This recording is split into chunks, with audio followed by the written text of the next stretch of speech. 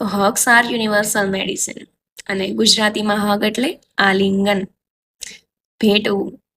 તો જીવનમાં એવો સમય આવે ને કેમ થાય કે બસ કોઈ આવીને મળીને મને ભેટી પડે એટલે બધી જ પ્રોબ્લેમ સોલ્વ થઈ જશે.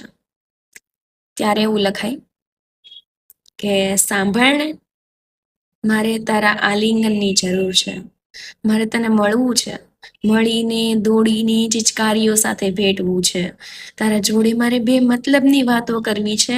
જો આંખો મારી પલળે તો તારા રૂમાલને મારે ભીંજવવો છે.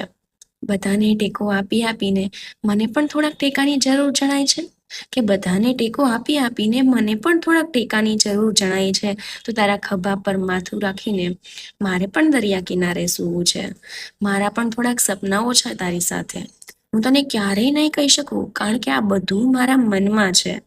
તું સમજી જા ને મારા કહેવા પહેલા. એવું આ ઉર ચાહે છે.